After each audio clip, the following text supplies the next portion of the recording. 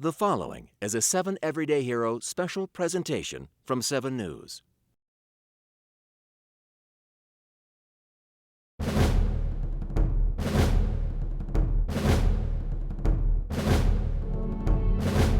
state of war has existed between the United States and the Japanese Empire. You know, World War II was basically won by a bunch of teenagers.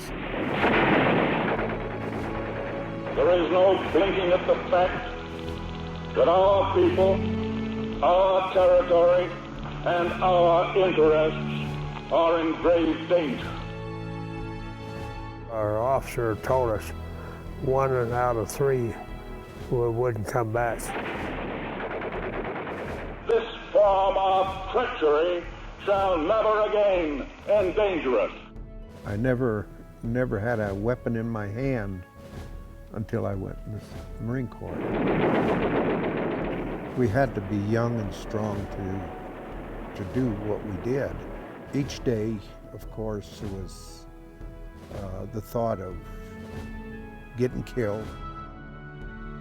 With confidence in our armed forces, we will gain the inevitable triumph, so help us God.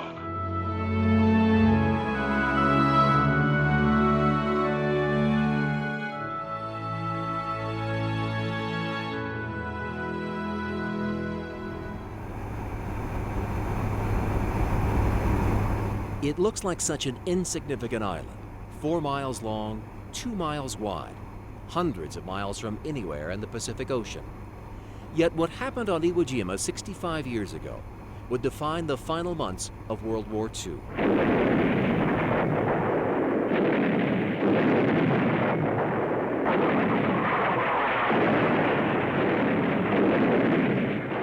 It was as though whoever controlled the island controlled the future of the war.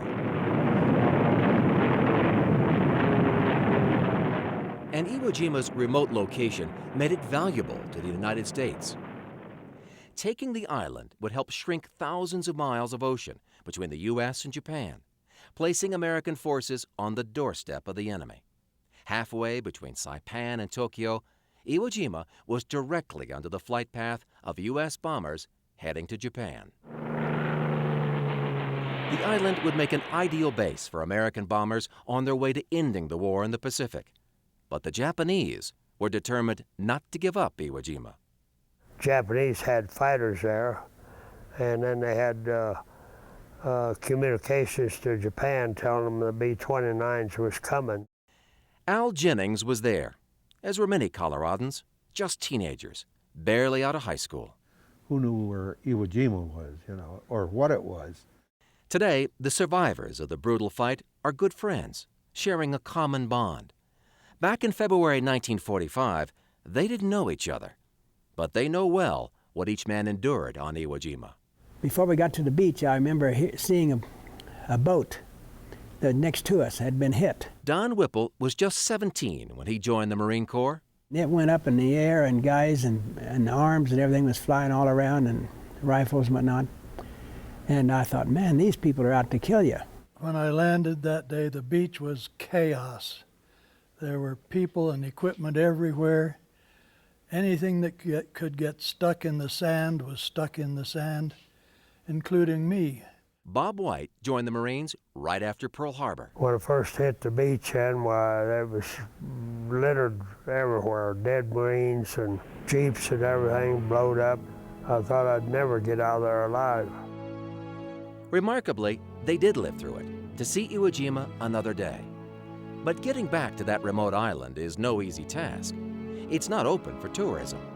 The Japanese control the island and would rather forget the defeat they suffered on Iwo Jima. Those are realities, and you pass through that. For these Colorado veterans, it took 3 years of planning, with the help of the Greatest Generations Foundation, as well as special permission from the Japanese government to return to Iwo Jima for a final tour. It'll be interesting to see the difference between then and now. After spending 36 days on Iwo Jima in 1945, Joe Weinmeier refused a Purple Heart, saying too many others had died for it. When it first came up that we were going to come over, I had kind of had my doubts whether I wanted to go,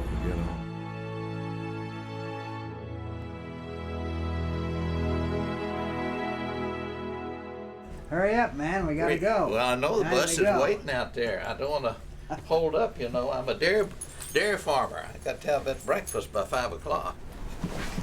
It's a trip worthy of dressing up. Yes, sir, man, that's really jingling on you this How morning. about that? All A return to Iwo Jima is a privilege for these veterans and some college students, along for a history lesson of a lifetime. I'm kind of excited and nervous, mixed emotions, I guess. Ready to go. This will be my third invasion of Iwo. Here we are at the airport, getting ready to go to Iwo Jima. At the airport in Okinawa, it seemed they had just enough time to send a quick note home.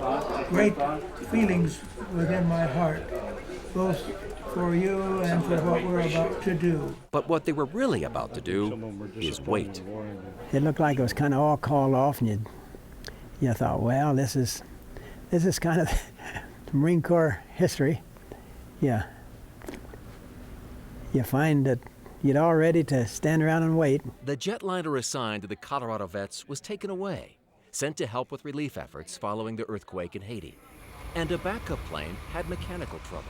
I said, whatever works out, Lord, I'm happy with this, but I wanted to go. I was feeling badly. The veterans went back to their hotel that night, wondering if getting to Iwo Jima in 1945 was easier than trying to revisit the island.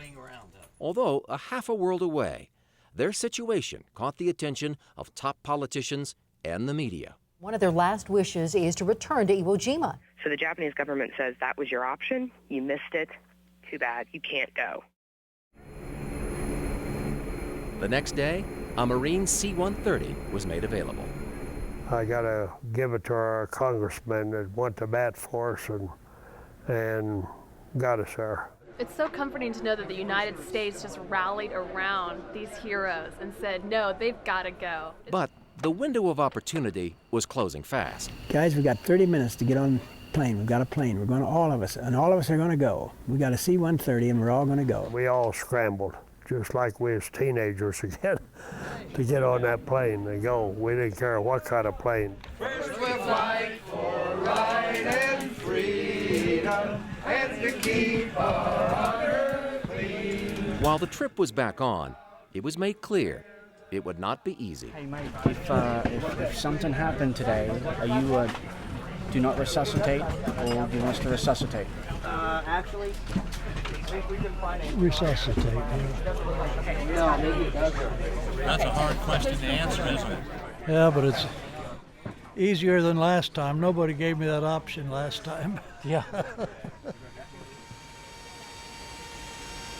I'm Dr. Derby. If you have any problems at all, please come and find me. This is HM2 Kirk. This is my corpsman. He's outstanding. All right, we'll take care of all your medical needs on the flight.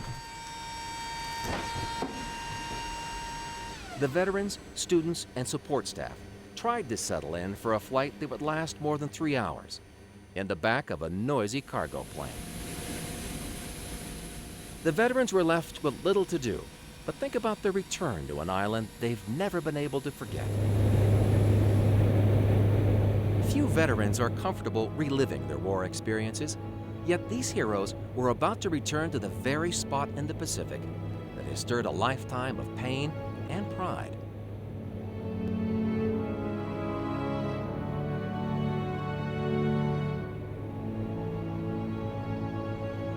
Iwo Jima, a final tour was about to begin.